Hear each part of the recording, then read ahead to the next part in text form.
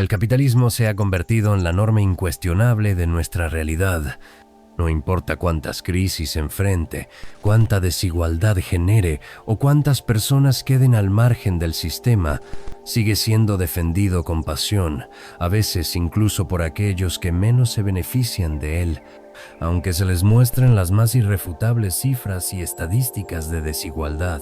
En su corazón yace una promesa tentadora que conecta profundamente con una parte esencial de nuestra naturaleza, la posibilidad de ascenso, de riqueza y de triunfo individual. Pero, ¿por qué a pesar de que estadísticamente la gran mayoría nunca alcanzará esa promesa, seguimos aferrados a ella?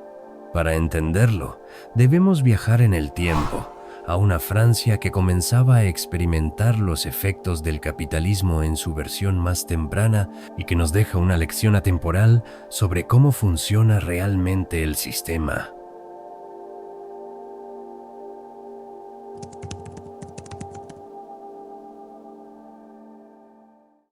Corría el año 1775 y Francia estaba al borde de una crisis. Luis XVI, influenciado por las ideas de la economía liberal, había implementado reformas que eliminaban los controles estatales sobre el precio del grano.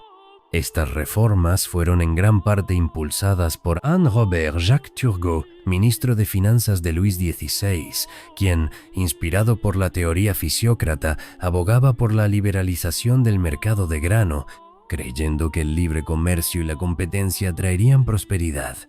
Según la visión fisiócrata, el mercado debía regularse por sí mismo, sin intervención del Estado, y el precio de los bienes debía ser determinado por la oferta y la demanda.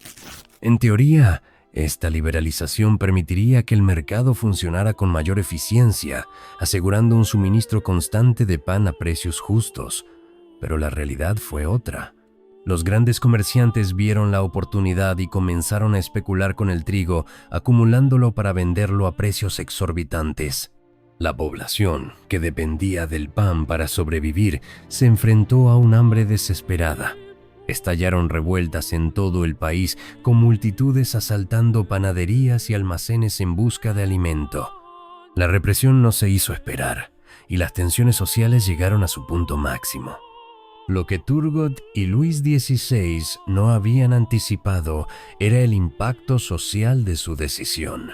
La liberalización de los precios del grano no solo provocó sufrimiento, sino que también desencadenó un levantamiento popular que, entre otros factores, desembocaría en la Revolución Francesa.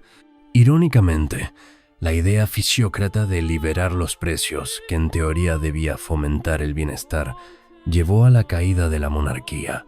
Luis XVI y María Antonieta pagaron con sus vidas por esta serie de decisiones económicas que no solo desataron el caos, sino que terminaron por costarles la cabeza.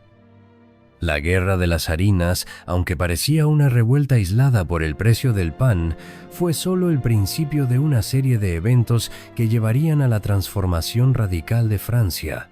Pero lo más irónico de todo es que, tras la revolución, las ideas de libre mercado que Turgot defendía no solo sobrevivieron, sino que, de alguna forma, fueron adoptadas por el nuevo orden republicano. El capitalismo, a pesar de haber sido un catalizador de la revolución, continuó su expansión, ahora bajo nuevos actores políticos y económicos. La Guerra de las Harinas es un ejemplo temprano de una de las grandes fallas del capitalismo. Sin regulaciones ni equilibrios, no hay garantía de que la libre competencia beneficie a todos. Más bien, suele derivar en la acumulación de poder y recursos por parte de unos pocos. Y aquí radica la ironía. En la teoría, el capitalismo promete prosperidad para todos. En la práctica, permite que aquellos con ventaja la exploten en su favor.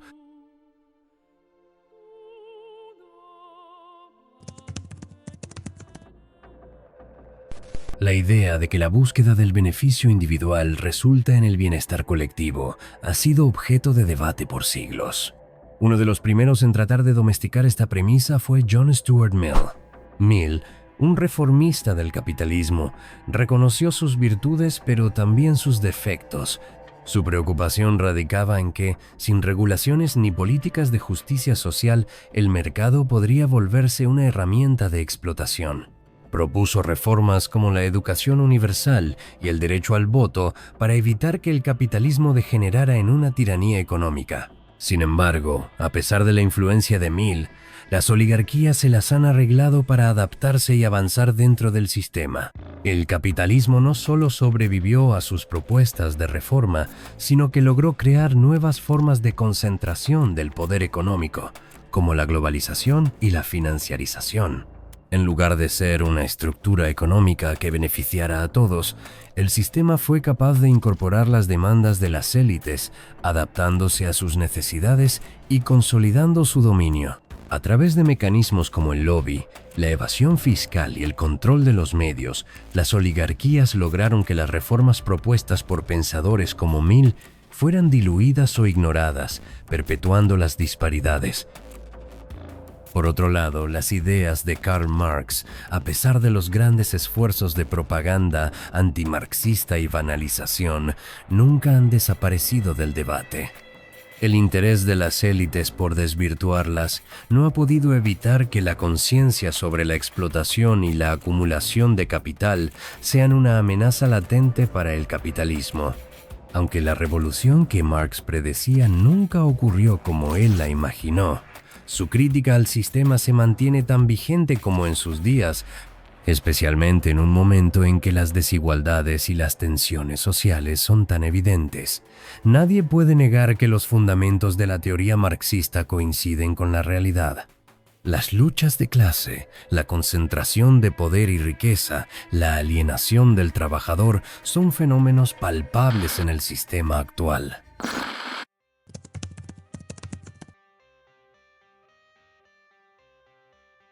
A pesar de las crisis, las desigualdades y las fallas estructurales, el capitalismo sigue pareciendo insuperable. Mark Fisher llamó a esta sensación realismo capitalista, la idea de que no hay alternativa viable. Según Fisher, vivimos en una era en la que el capitalismo no solo domina la economía, sino también la imaginación colectiva. Incluso cuando reconocemos sus problemas, nos cuesta concebir algo diferente. No es que el capitalismo sea perfecto, es que nos han enseñado que cualquier otra opción es peor. Este pensamiento ha penetrado tan profundamente en la sociedad que parece imposible imaginar una realidad económica distinta. Sin embargo, Fisher no se limitaba a diagnosticar el problema, también hablaba sobre lo que él veía como una posible salida: el postcapitalismo. Para Fisher, el postcapitalismo no era simplemente una fantasía, sino una necesidad que surgía de la incapacidad del sistema para resolver sus propias contradicciones. En sus escritos, enfatizaba que las tecnologías y recursos existentes podrían ser utilizados para un bien colectivo, desafiando las estructuras de propiedad privada que definen al capitalismo. La clave para alcanzar esta transición no estaba solo en la economía, sino en la transformación radical de la imaginación cultural. Necesitamos imaginar nuevas formas de vivir, más allá de la lógica del beneficio privado y la competencia.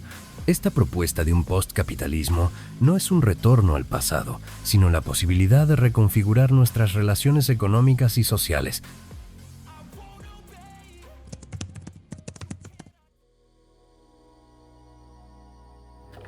Dietrich Bonhoeffer, teólogo y filósofo, advertía sobre los peligros de seguir una idea sin cuestionarla.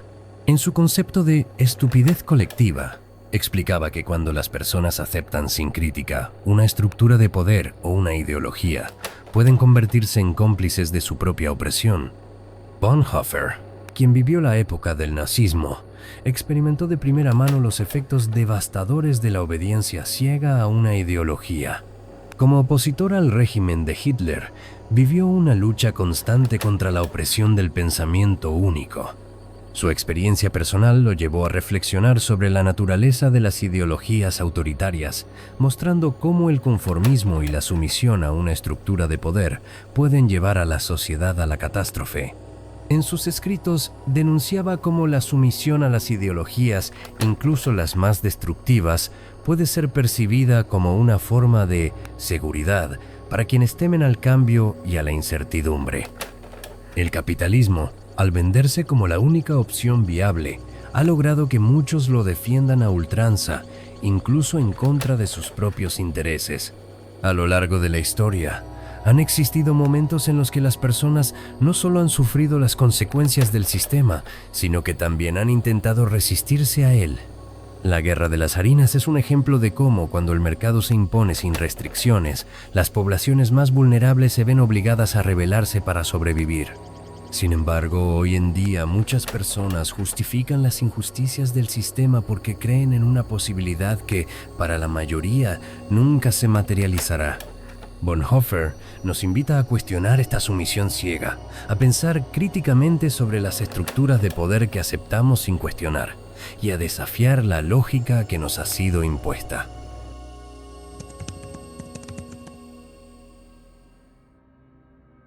El capitalismo no es intrínsecamente malvado, es simplemente un sistema económico que depende de sus actores. Pero al no tener mecanismos para frenar los abusos inherentes a la naturaleza humana, se convierte en el vehículo perfecto para una relación parasitaria entre clases que solo genera desigualdad y devastación. La capacidad de las oligarquías dominantes para adaptarse en capitalismo es tal que, a pesar de las revueltas y crisis que provoca, no solo logra persistir sino reafirmarse bajo nuevas formas.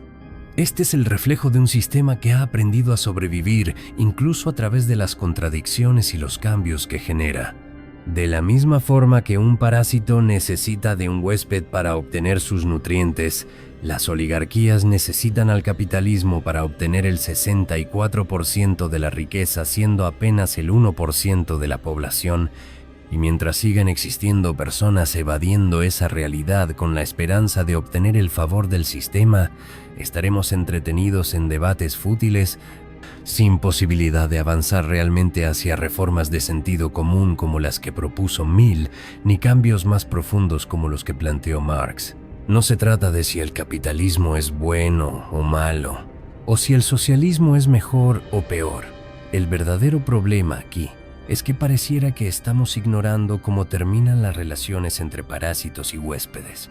Se puede estar de acuerdo con el libre mercado, con la propiedad privada de los medios de producción, o con un Estado mínimo, pero negar que todo eso necesita reglas y mucho más justas, siendo parte del 99% que se tiene que repartir apenas una tercera parte de la riqueza total, quizás sea, como lo explicó Bonhoeffer, un nuevo tipo de estupidez colectiva que nos convierte en cómplices de nuestra propia opresión.